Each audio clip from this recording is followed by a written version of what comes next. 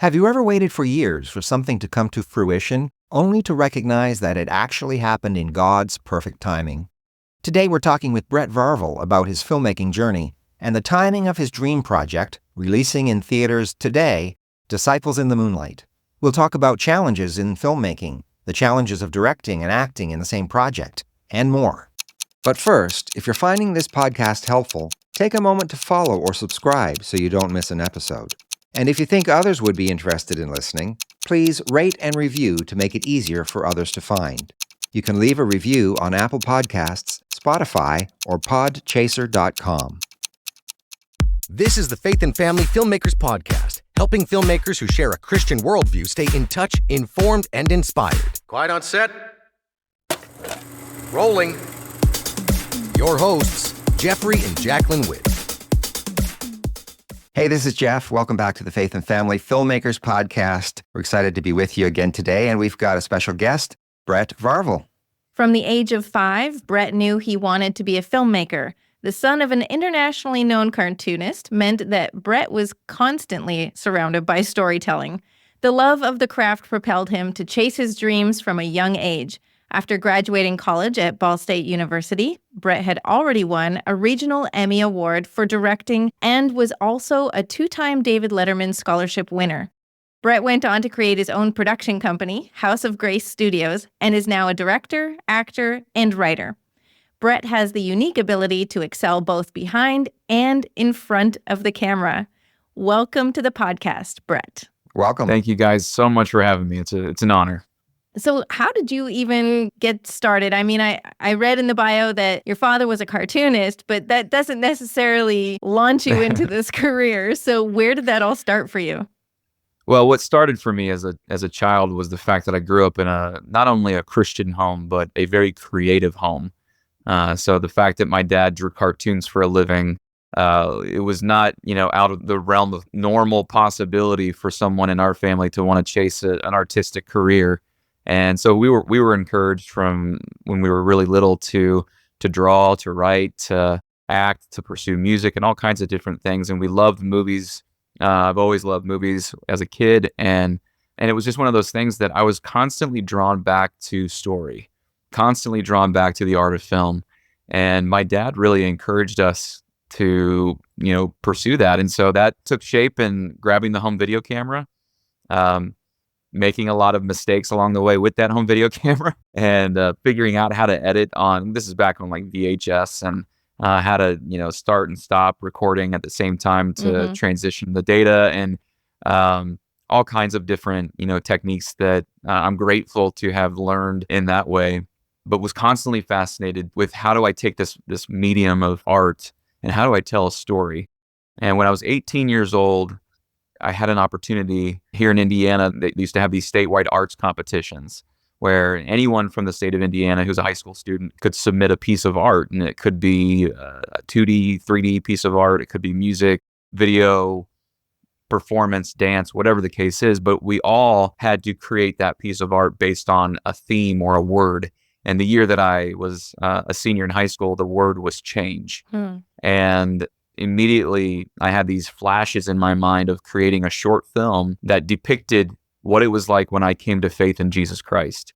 And so I made this short film and I entered it into the competition. And to my shock and amazement, I ended up winning first place in the state of Indiana for this movie that depicts becoming a born-again believer.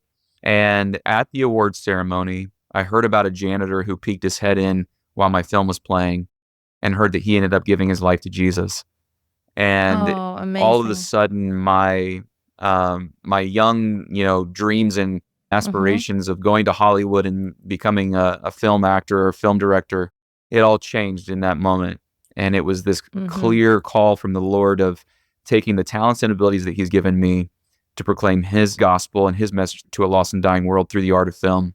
And it was almost as if I had heard an audible voice, it would have been something like, Brett, imagine what I could do through you. Wow. And ever since then, I've been trying to be faithful to the call that God has in front of me and to use, whether it's in front or behind the camera, to be faithful and serve Him the best I can.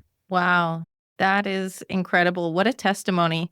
And I mean, isn't that, I think For myself anyways, like I think a lot of us, we feel that way where if we can touch someone and if we can direct someone toward the Lord, it's like, okay, it's all worth it because Yeah. it's never easy, right? Like there's so many hurdles that you've got to get over. And so, there's that perseverance that keeps you going. So what were some hurdles that you had to get over? Well, there's been many, and there continues to be many. This is not an easy path of life that we've chosen to be filmmakers. It's a risky business. It's cutthroat.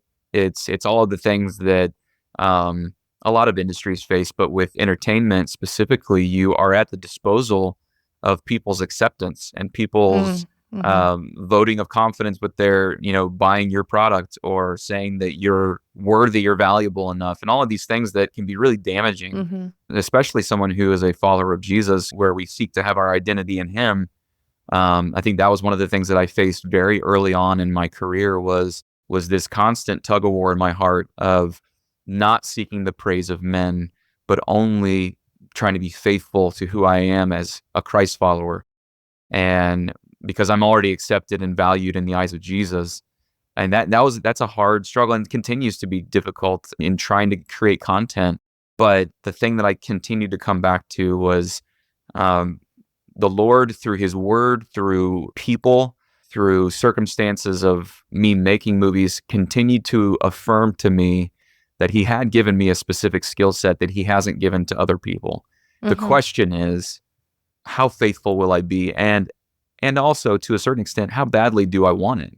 I think that, the amount of times that I've been faced with a time in the year where I'm looking at the finances or I'm looking at nobody's hiring me or whatever the case is, and you start you're banging your head up against the wall trying to figure out, man, how do I keep doing this? This doesn't make sense. How much more at risk do I put my family? All of those different types of questions. Yeah. Very, very real, just the realities and responsibilities of life. Yeah. And and it's definitely one of those careers that it doesn't have that promise of consistency and, like you're just always out there having to hustle and find the work. Yeah. Yeah. But the thing that I have seen time and time again in my story is God's provision. God's faithfulness. And the whole time, I mean, some of the drier seasons of life for me in terms of work have been some of the most refining moments of my life, where the Lord is refining my heart to shape me more into the image of Jesus, so that when I do have an opportunity to be on a film set or to promote a movie or whatever the case would be, that I'm His ambassador. I'm then now filled up by His word to go out and speak boldly on His behalf. And so anytime that I look at those moments, it is a moment of testing, because your faith is tested of, do you really trust the Lord?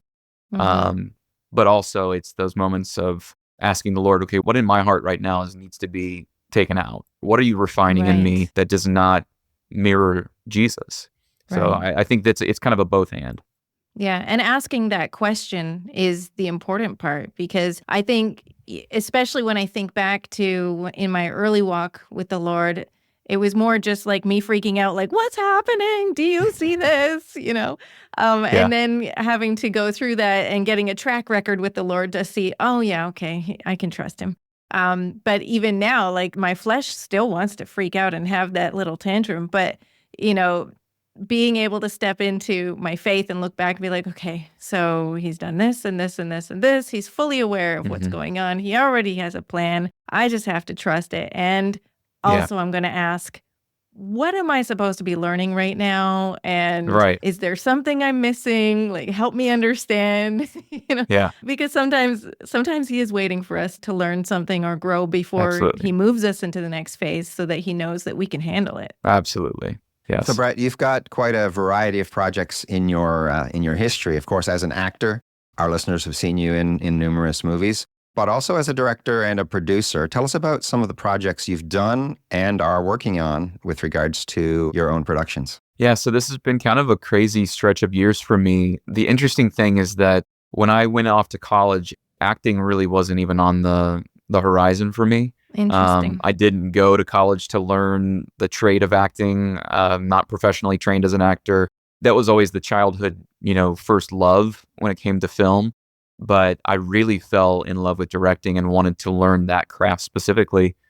And so I made my first feature film called The War Within in 2014. And when that went out and people started calling me and asking me to audition for their projects, it was a bit of a shock to me, just because I didn't really think that was a possibility. And I've always had this open-handed approach with the Lord when it came to the acting side of my career, in that I wasn't going to go down and, knock on every door and turn over every leaf. If he wanted me to be a part of a project, I wanted him to be the one opening those doors, because I know that, how easy it can be as an actor to be swayed into ego-driven, seeking the praise of men and all of these things. And I just wanted to protect my heart against that.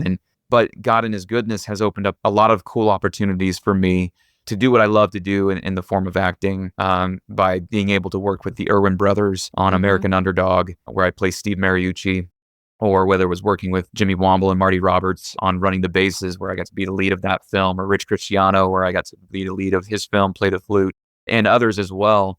And it was all of those moments were divinely led moments in my life where I was either, I believe, commissioned by the Lord to be his ambassador, to preach the gospel to someone on set, or to, in some cases, preach the gospel through the movie itself.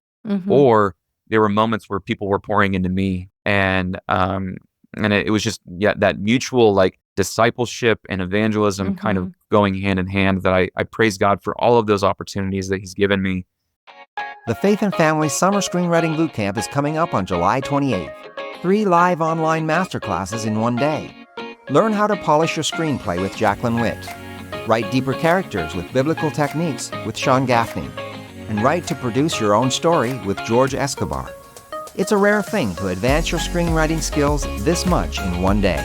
Go to FAFFassociation.com or click the link in the show notes and register today for the Faith and Family Summer Screenwriting Bootcamp.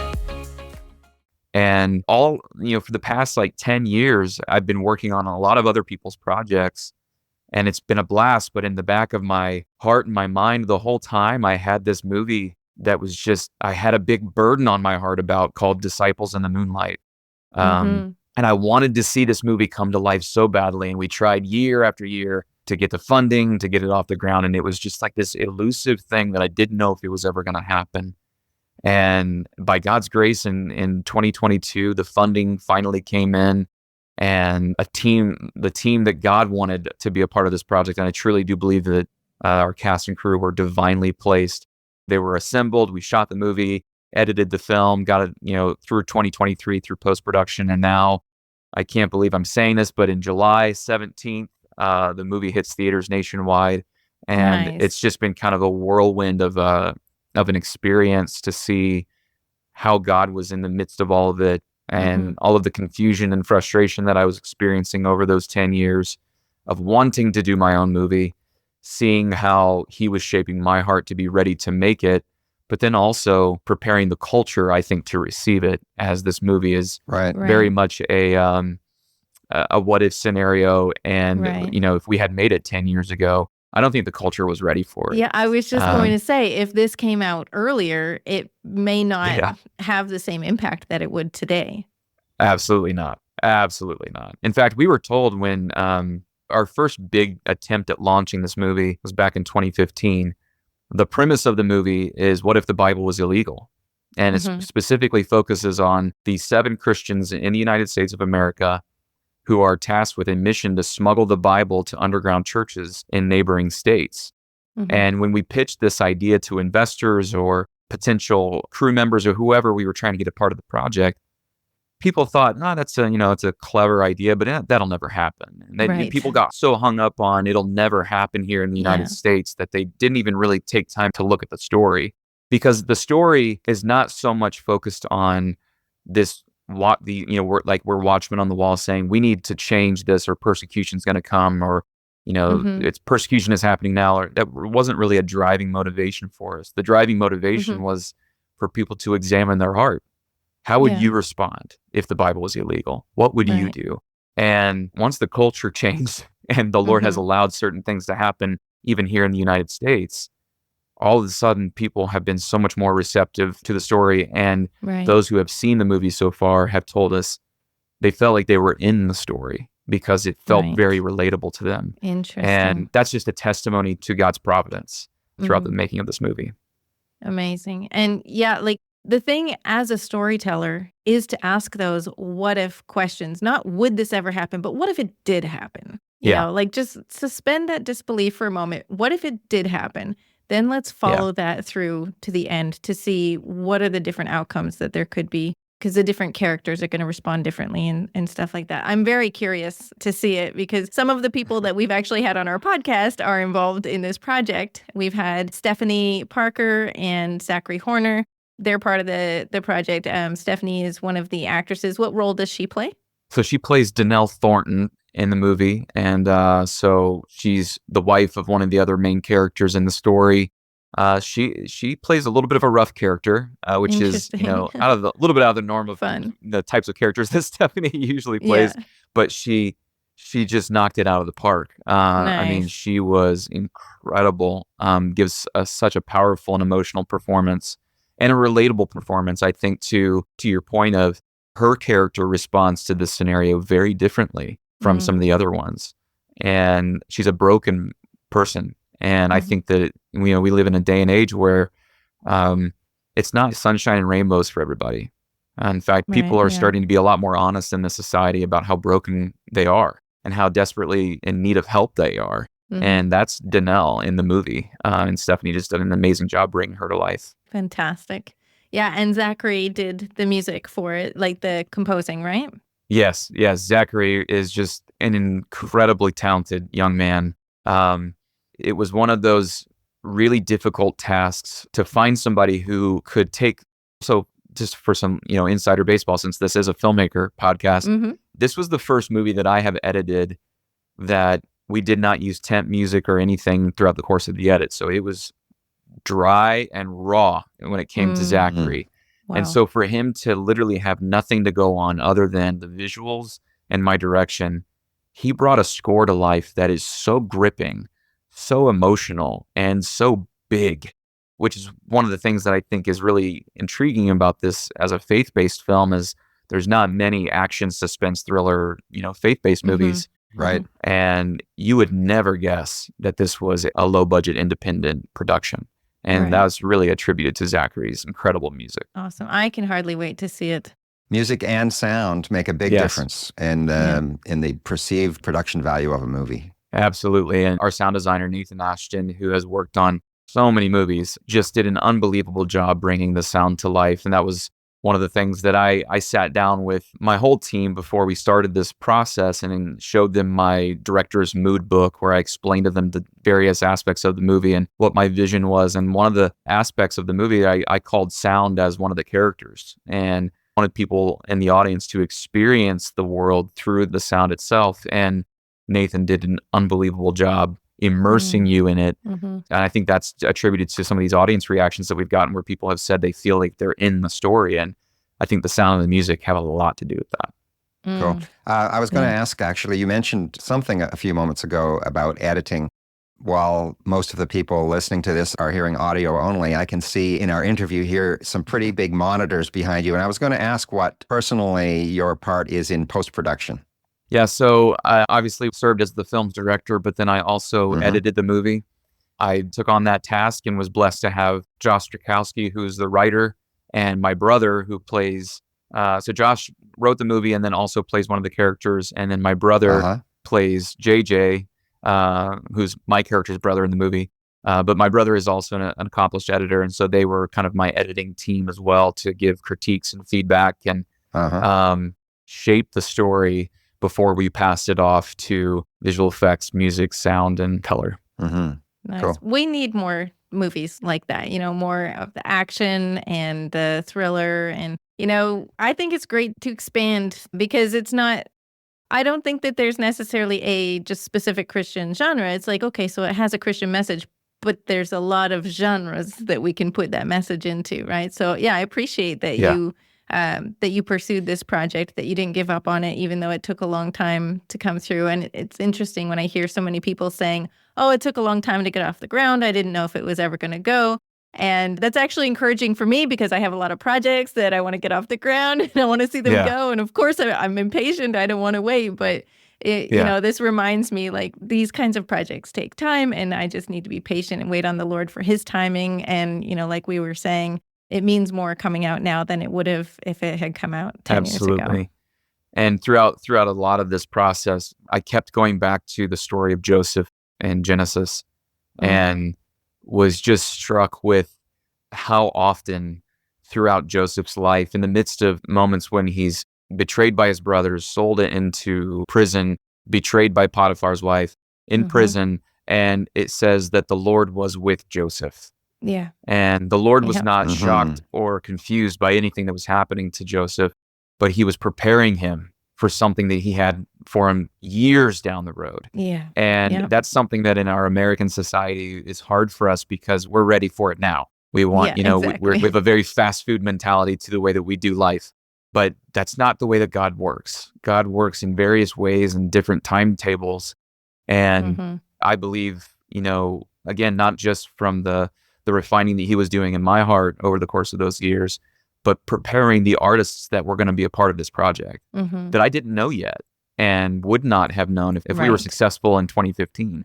Yeah. And that was something that was so emotionally overwhelming for me. Our first day on set, every day that we had production, I would, my first AD, Carrie Fabian, and I would call the cast and crew together. Carrie would give kind of some marching orders for the day of what we were going to be accomplishing. And then I would challenge them with some, either a passage of scripture or something to set our hearts and our minds on why we're doing what we're doing. So my first day on set was my first time seeing the entire team assembled. And I got so emotional because I'm looking in the eyes of people that I saw God's hand in bringing them to this project, and then seeing their creativity and their talent elevating the story to a whole different level. Yeah, it was just like this very cool peek behind the curtain for me to see what God was doing. And it was just such a cool thing to be a part of it. And so I know for you, the Lord is going to be preparing you. And for anyone who's listening to this podcast, you may have these dream projects. And I know for me, there were years in the waiting of this that I started asking the question, like, is anyone going to take a chance on me? Is there something wrong with me? And that's the wrong question to be asking. That's a tough because question. It's not the right the one. The Lord is the one who's at work and preparing and providing. And even some of our investors who I had prayed that God would bring the money, but then my prayers changed from praying for money to praying for the people that would bring the money. Yeah. And the people that have helped fund this movie are the right kind of investors that you want on this project, because their first and foremost desire in investing in a movie like this is for the kingdom, not for necessarily just a return on investment monetarily. Right. And you don't find those people unless God brings them. Yeah. Yeah. That allows for your creativity, because I know like when investors are thinking more about the money, I think that they're going to be focused more so on making sure that you have this element and tweak this way, because that's going to make more money. And so it's just that reminder that time is different to the Lord. He created it. He's outside of it. And so, just take encouragement from the 10-year journey of disciples in the Moonlight. And I blink and it was 10 years. It's, I can't believe it's been that long. Now, granted, I pray that the next project doesn't take years to get off the ground. Exactly. It's not necessarily the goal. If it does, I know that it will be for a reason. Right. But I did hear a lot of encouragement in what was said in the last few minutes. And I think there's potential for that to have impact on a lot of our listeners. And I appreciate hearing that. One of the things I'd like to talk about is the aspect of acting and directing at the same time. And perhaps some things that would be maybe some challenges that you faced on your set, some interesting stories that people would like to hear, some advice, some tips, some things that would be helpful for perhaps newer or younger filmmakers, aspiring filmmakers. And I'm sure you've got lots of great stuff that would be helpful for them. If you're enjoying this interview and intrigued to hear more about Disciples in the Moonlight, you'll want to check back tomorrow for part 2 of our conversation with Brett Varvel. We're going to talk about distribution for the movie, stories of obstacles during production and creative problem solving, the team's dedication and mentoring new filmmakers. We'll talk about discipleship and personal and spiritual growth in the filmmaking process. We want to remind you that all of the episodes that were formerly exclusive members episodes have been opened up to all listeners, so you can now go back and find them in your podcast player. And part 2 of Brett's interview will be available for you tomorrow because exclusive members episodes have been discontinued.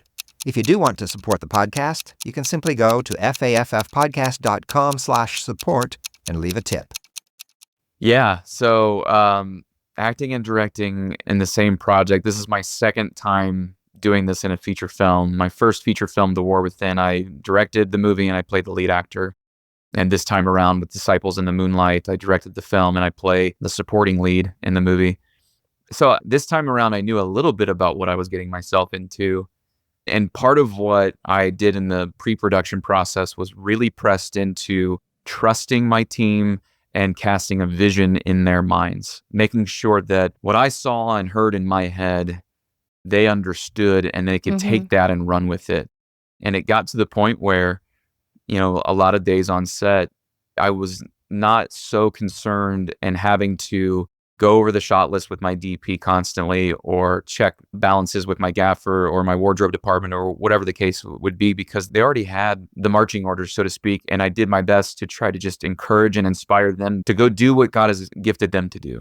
And then it was a kind of a similar thing with my actors, spending a lot of time in conversation with them ahead of the production schedule and trying to be available to answer their questions and to dig into who these characters are, so that when we got to set, we were kind of executing it at that point. It was less about discovering it and just bringing it to life and feeling those moments. And it was, I'm not quite the type of director that Clint Eastwood is, but I've heard these stories of Clint Eastwood who he doesn't like rehearsals and he doesn't do a lot of takes. Right. Yeah. Because he just focuses on hiring and casting the right people and then expecting them to show up and do their job. Yeah. And so that was a big part of me being able to do both things, was casting the right actors, hiring the right crew, and then letting them know I trusted them. And that I wasn't lying when I say I trusted them.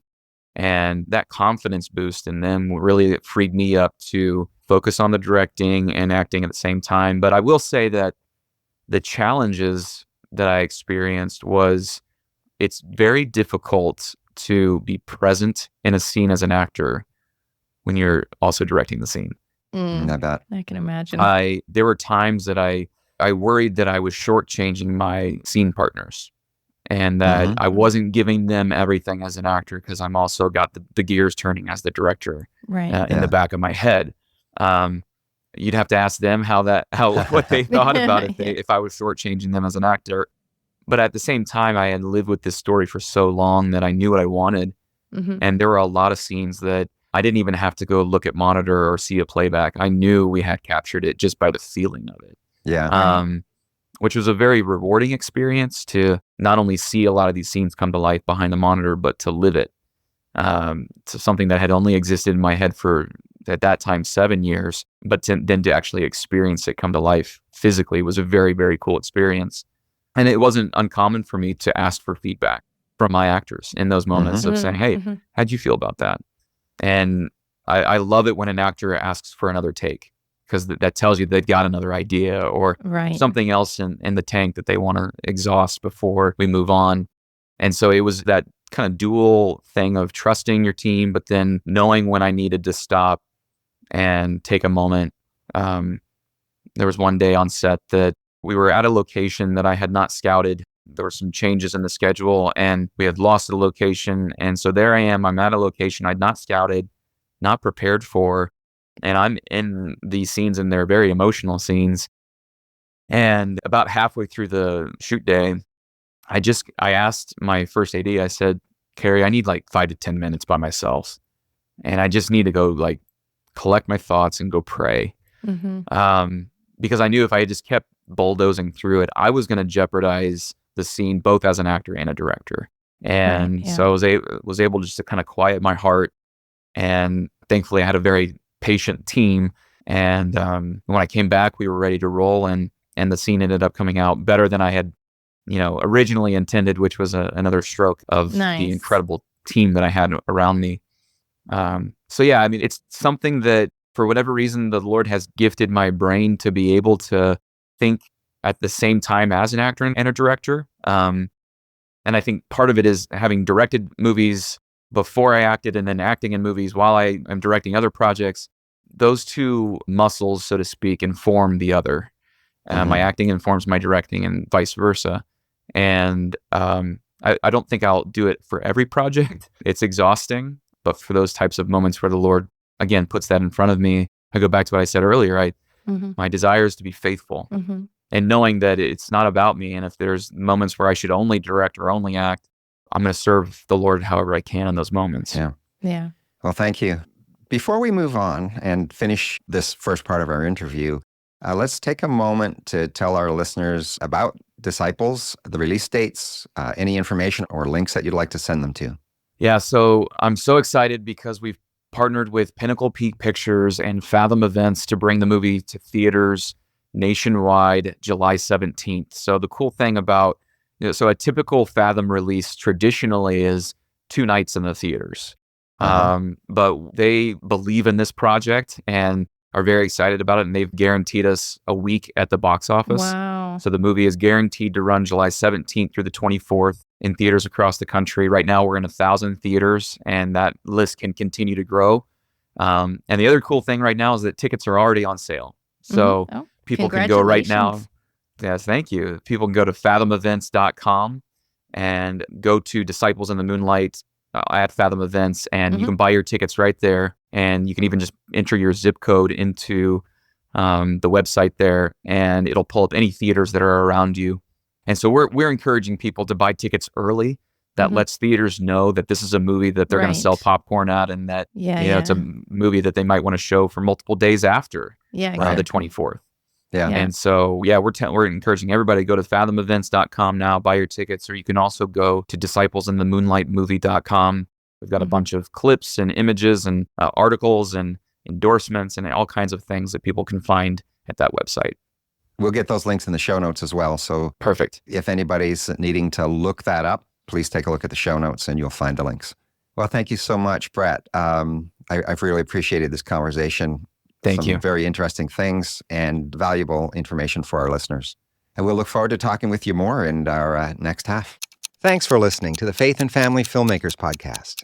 If you would like email reminders about newly released episodes and more, please sign up at faffpodcast.com/email. That's faffpodcast.com/email.